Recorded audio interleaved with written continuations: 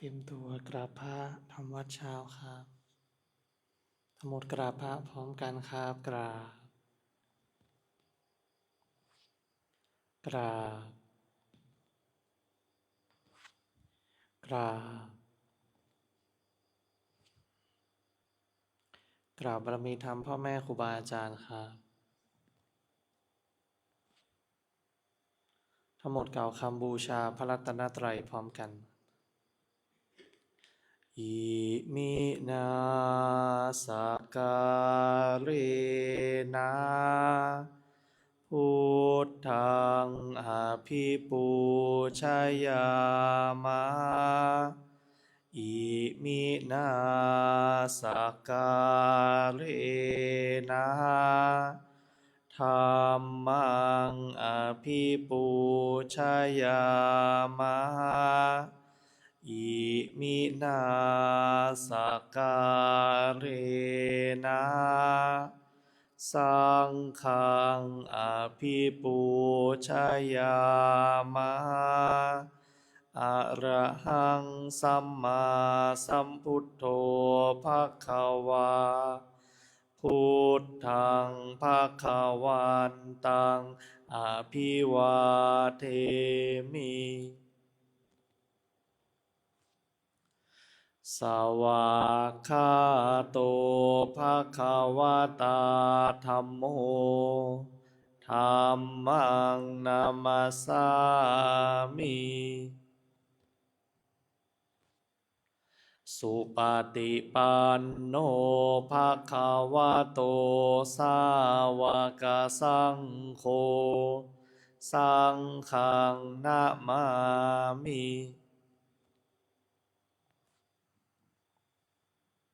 หันธรรมยังพุทธัสสะภะคะวะโตปุพพภาคณมะการังกโรมะเซนะ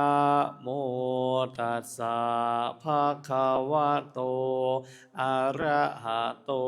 สัมมาสัมพุทธัสสะนะโมตัสสะภะคะวะโตอะระหะโตสัมมาสัมพุทธัสสะนะโมตัสสะภะคะวะโตอะระหะโตสัมมาสัมพุทธัสสะพุทธังสารนังคัจฉามิธัมมังสารนังคัจฉามิสังฆังสารนังคัจฉามิทุ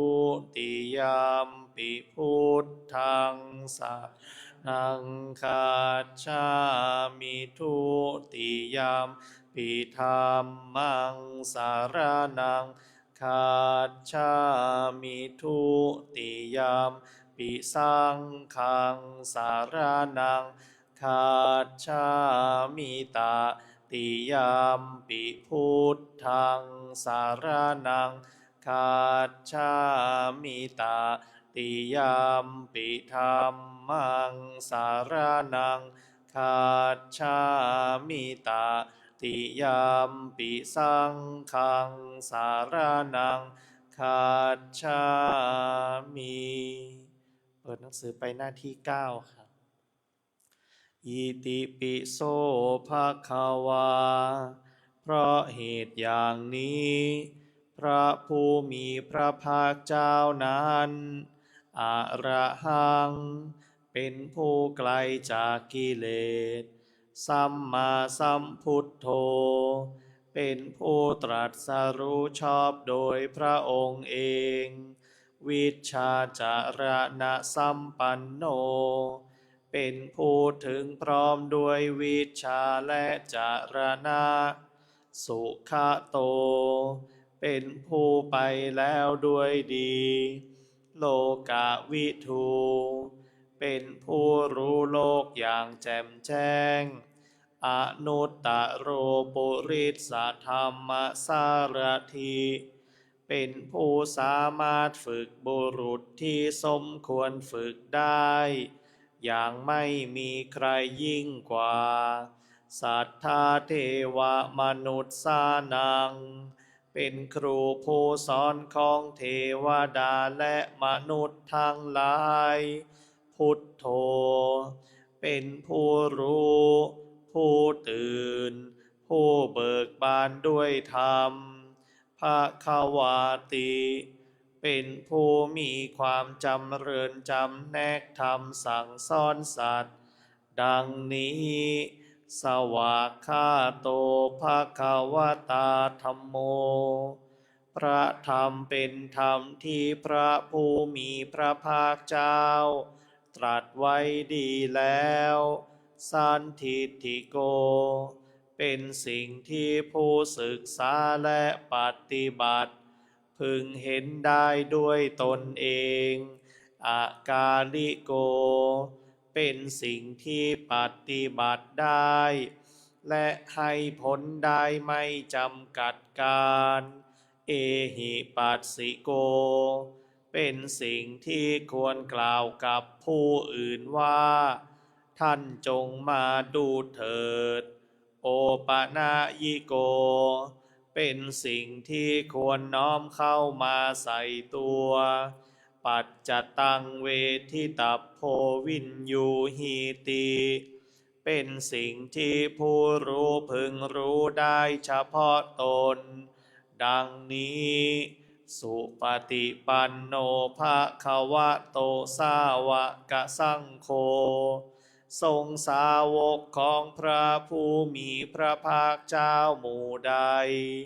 ปฏิบัติดีแล้วอุชุปฏิปันโนภควโตสาวกสังโฆทรงสาวกของพระผู้มีพระภาคเจ้าหมู่ใดปฏิบัติตรงแล้วยายะปฏิปันโนภควโตสาวกสังโฆทรงสาวกของพระผู้มีพระภาคเจ้าหมู่ใดปฏิบัติเพื่อรู้ธรรมเป็นเครื่องออกจากทุกข์แล้วสามีจิปฏิปันโนภควโตสาวกสังโฆทรงสาวกของพระผู้มีพระภาคเจ้าหมู่ใดปฏิบัติสมควรแล้วยะทิทังได้แก่บุคคลเหล่านี้คือจัตตาริปุริสายุคานิอัฏฐปุริสปุคลาคู่แห่งบุรุษสี่คู่นับเรียงตัวได้8บุรุษเอสะภะคะวะโตสาวกสังโฆนั่นแหละทรงสาวกของพระผู้มีพระภาคเจ้าอาหุนายโยเป็นผู้ควรแก่สักการะที่เขานำมาบูชาปาหุนายโยเป็นผู้ควรแก่สักการะที่เขาจัดไว้ต้อนรับทักขินายโยเป็นผู้ควรรับทักษิณาทานอัญชลีกรณิโยเป็นผู้ที่บุคคลทั่วไปควรทำอัญชลีอนุตตรังปุญญเขตังโลกัสสาติเป็นเนื้อนาบุญของโลกไม่มีนาบุญอื่นยิ่งกว่าดังนี้สำหรับการสวดมนต์สาธยายธรรมในช่วงเช้าไว้แต่เพียงเท่านี้ลำดับต่อไปเราจะได้เปลี่ยนอิริยาบถเป็นการเดินจงกรม